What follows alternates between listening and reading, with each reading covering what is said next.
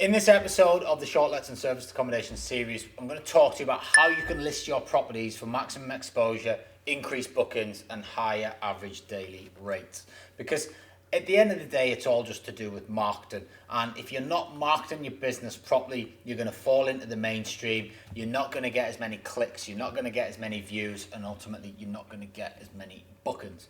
So the main thing that you have to do first and foremost, and I cannot stress this enough, is professional photographs. Okay, a lot of people try to scrimp and scrape on this and don't want to invest in the photographs. Notice the word invest, not cost, because this is an investment in your business. You need professional photographs.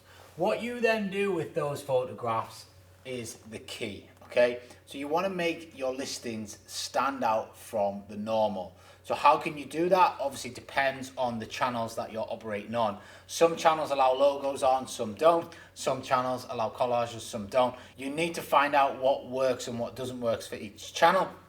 And then ultimately you want to then start being creative. Now you can do this with very simple tools. Canva, great tool. You can use that tool to create more enhanced photographs and they will get more responses, because all we're trying to do here is stop the scroll. Everybody's scrolling, they're looking through property after property after property. So we need to stop them first and foremost. And then once we have stopped them, it all comes down to the description, okay? So how we are describing our properties. Now, copywriting is one of the most powerful tools that you can invest in your business.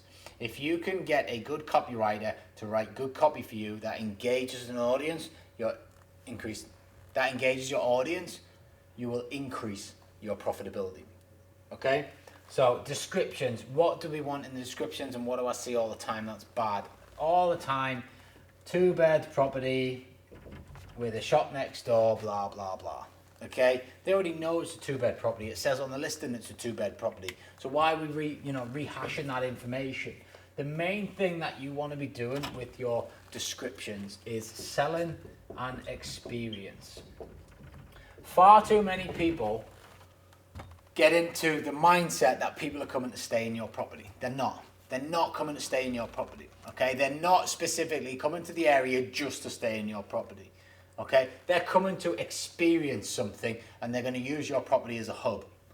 And when you change your mindset around that, you start to look at it from a different angle. Okay, so whether that's tradesmen coming to use it as a home from home, a hub, so they can then go to work, that's fine. The experience that they are coming for is to go to work, to go to site, and that's what it needs to be set up like. That's how we need to sell it. If your avatar is a tourist coming to visit, Jumeirah Beach residence, for example, where we've got some properties, they're coming not to visit the apartment, they're more than likely coming for a beach holiday, to be in Dubai, by the sea, experience all the great stuff that's around there. So why does my apartment want to talk about my apartment?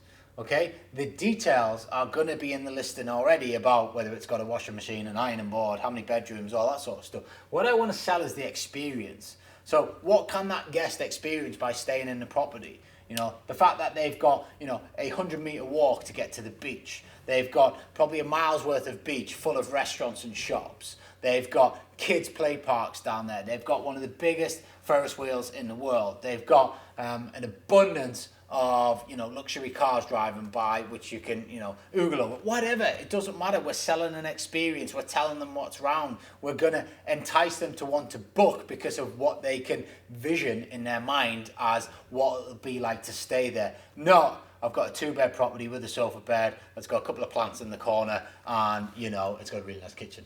That isn't gonna get people to book your property.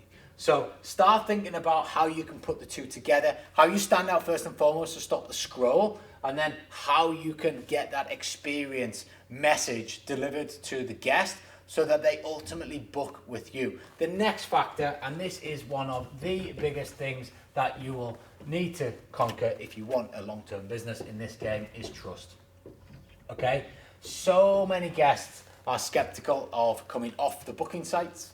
And that's why they tend to use AirBNB and Booking.com, because they trust them, they've heard of them, the brands are out there. If you want to try and attract more direct bookings, you need to improve your trust game, okay? I talk about this a lot, and I work a lot with this with my good friend Chris from iProc. If you are not iProc certified at this stage and you have hospitality businesses, you need to get certified, because the professional trust badge that goes on your website and you can put on your photographs on the OTAs increases your conversions, okay? So trust is a big thing with guests. They want to know that A, the property's there. Too many times people are booking Airbnbs and they're not there.